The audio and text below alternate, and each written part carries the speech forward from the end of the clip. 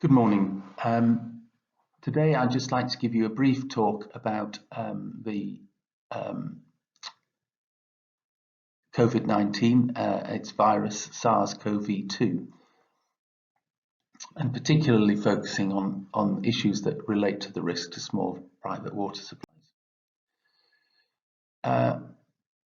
Since its early days in China, the disease has spread globally up to, at its peak, 100,000 cases reported in a single day globally. But now that has leveled off and possibly even slightly declined.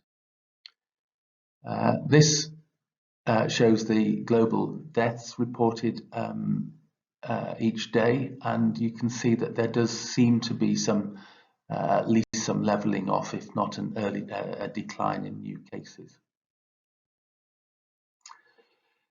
Since China, the disease has spread globally, and this is quite an important figure because it shows the incidence of infection across different countries and different states. And I think the thing to notice here is that although it started in Wuhan, it is very much a disease of Europe and the United States in terms of the number of cases that are being identified, albeit cases are reported from virtually all countries globally.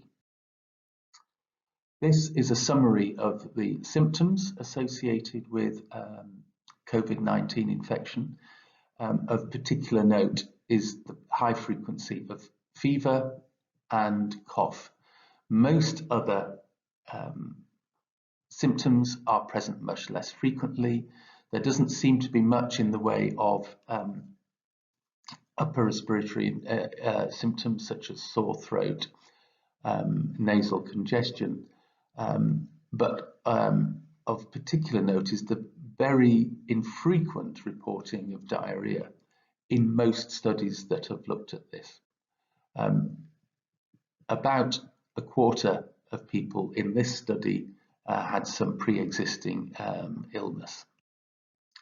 This is a report from of intensive care patients in the UK, of whom when this was published, there'd been over 5,500 people admitted to intensive care. And the big things to note is here is the age, which is only about 60, the average age. This first column is COVID-19, and this second column is other viral pneumonias from the last few years. Very much male rather than female getting severely ill. And also of note here is the particular high risks compared to most viral pneumonias of the disease in Black people particularly, and also Asian people, people of Indian descent.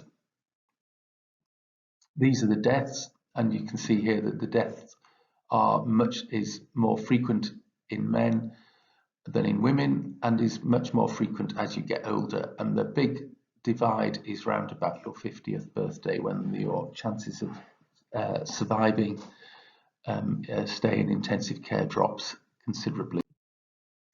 The disease is predominantly spread by the airborne route, although there is is spread by droplet spread, not by the airborne route.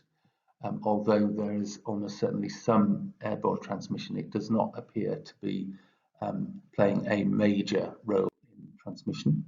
This is an important slide because what it does is show you at what time after infection people are shed most virus and therefore assumed to be most infectious. And it's actually very early on in the first 3, 4, 5, 6 days that most people are infectious with the virus. And this has a big implication for the control because unlike SARS, where people were most infectious at about day 7 to 10 or even later, you could diagnose and isolate people with SARS by the time they were most infectious, whereas we just cannot do that with COVID-19. Here we see that it is actually very frequently isolated or detected in stool using real-time RT-PCR, and often for quite periods of time. However, very few studies have actually successfully managed to isolate the virus from stool, and so it's entirely plausible that actually most of this is non-infectious virus, either because when it's produced in the gut, it might actually be a defective virus, or it might die fairly soon in the intestine. This is a study that we published a few years ago, looking at survival in clean water, and you can see here that SARS-CoV was of the groups that we modelled, and we were able to get data on. SARS-CoV was the least robust of the viruses that people really had looked at. So it does not survive long in water. It also does not survive in even relatively small free chlorine residuals, and we can see here a chlorine residual of 0.40 was associated with quite a rapid decline in SARS-CoV. This was from SARS, which was the original infection from about 18 years ago. So, in conclusion, fecal transmission pathways for COVID-19 cannot be excluded, but are unlikely to be an important mechanism of spread, partly because of the difficulty of culturing the virus, partly because of the infrequency of diarrhea, and largely because it's primarily droplet spread. It is possible that there may be issues from aerosols and droplets generated in wastewater treatment processing, but it's highly doubtful that there's going to be a risk through drinking water, either during treatment, distribution, or consumption. So finally, it's important to note that should SARS-CoV-2 become present in wastewater systems, it will most likely be circulating widely in the general community at that time. And in that context, the main risk will always be from your family, your work colleagues, or your customers, and not from any contact with water, certainly not wastewater, certainly not drinking water, and unlikely to be wastewater either. Thank you.